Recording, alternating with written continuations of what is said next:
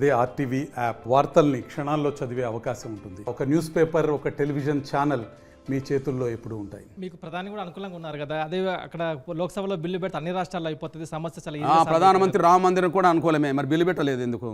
Supreme court తీర్పును ఆమోదించే రామ మందిరం నడిచింది. ఇప్పుడు రామ మందిరం కాడికి అయోధ్యకు నువ్వు వెళ్తున్నావా వెళ్ళవా? సుప్రీంకోర్టు తీర్పు ప్రకారమే రామ మందిరం నిర్మాణం జరిగింది అవుతారు కదా.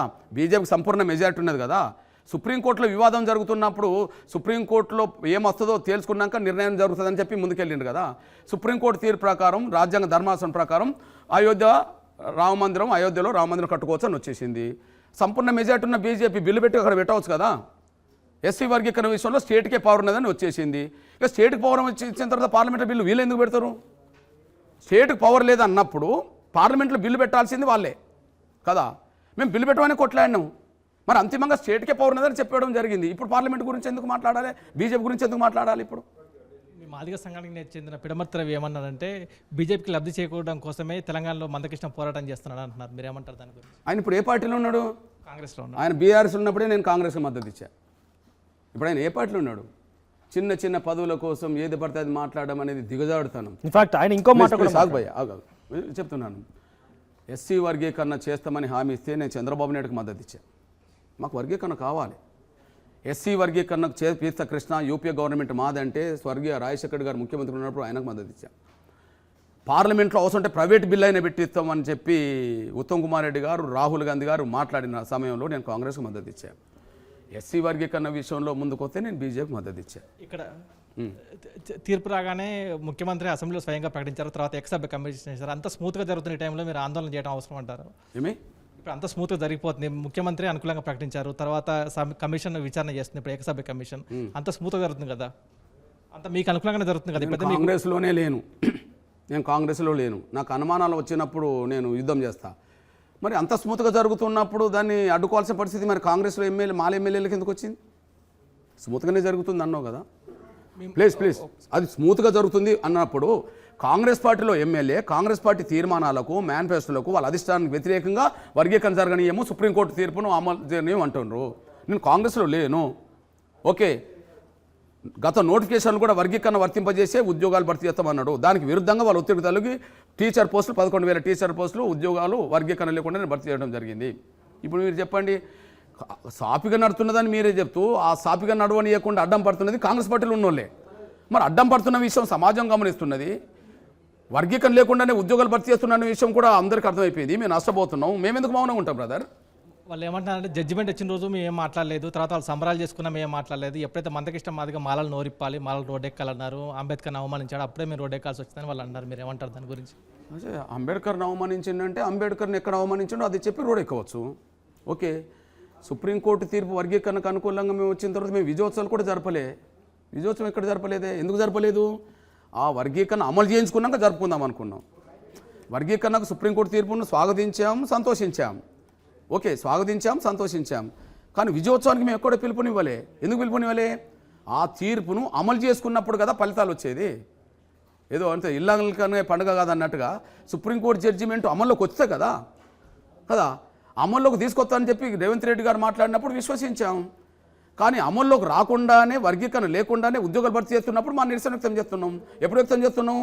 వాళ్ళ ఒత్తిడి పెరిగినప్పుడు, వర్గీకరణ లేకుండా ఉద్యోగాలు భర్తీ చేస్తున్నప్పుడు, రోడ్ల మీదకి వచ్చి వర్గీకరణ జరగని అని చెప్పి మాట్లాడుతున్నప్పుడు, నష్టపోతున్న మా మాదిగ బిడ్డల భవిష్యత్తును కాపాడడం కోసం మేమేం రోడ్ ఎక్కబోతున్నాం? మా ఆకాంక్షను చాటడానికి 1,00,000 డప్పులతో దండరేయబోతున్నాం. మా ఆకాంక్ష ఉద్యమాలు చేశాం, ధర్నాలు చేశాం, రాస్తారోకలు చేశాం, తగలబడ్డాం, చనిపోయినరు, ఇవన్నీ చేశాం.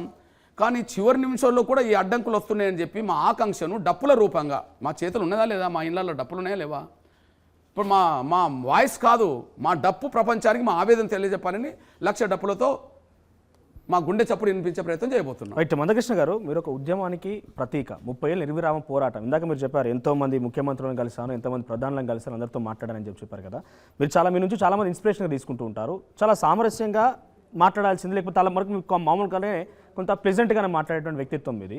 సో ఉన్న పలంగా మాలను మొత్తాన్ని మనువాదులుగా, సైకోలుగా, సామాజిక స్మగ్లర్గా సంబోధించడానికి కారణం ఏంటి?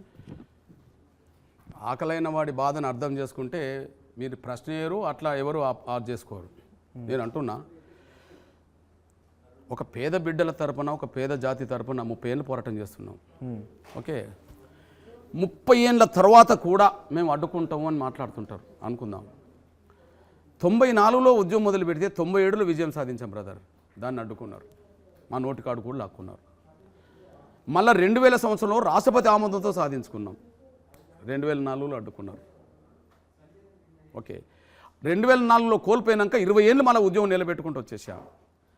2024లో మన తీర్పు మనకు వచ్చేసింది. ఆయన అడ్డుకుంటామంటారు. కడుపు మండదా బ్రదర్?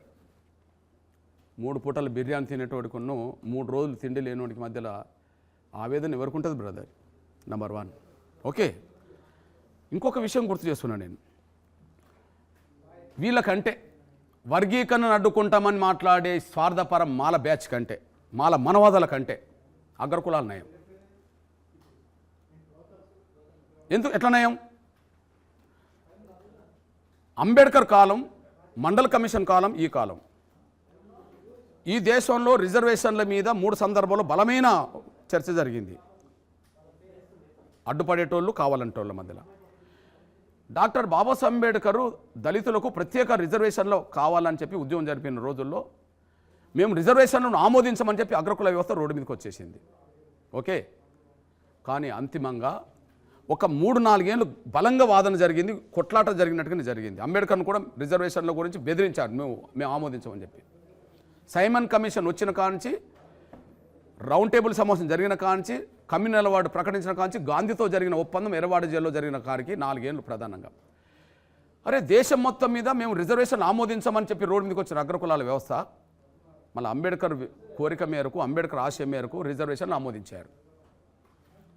అడ్డం పడేటోళ్ళు ఆమోదించడానికి 4 ఏళ్ళే పట్టింది బ్రదర్ అంబేద్కర్ కాలంలో. నెంబర్ 1, రిజర్వేషన్ అమలు జరుగుతున్నాయి.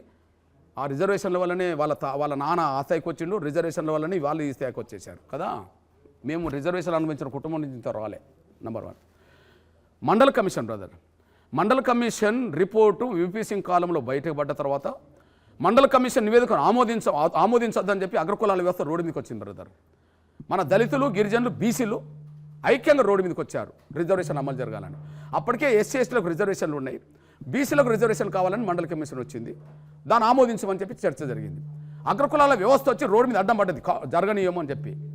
కానీ 1-2 సంవత్సరాల్లో చల్లారింది బ్రదర్. మండల కమిషన్ రిపోర్ట్ ప్రకారం దేశంలో మన బీసీలకు 27% అమలు జరుగుతుంది బ్రదర్. ఈ రెండింటిని అడ్డంకాలు కల్పించిన ప్రయత్నం చేసింది అగ్రకులాల వ్యవస్థ అన్నాడు.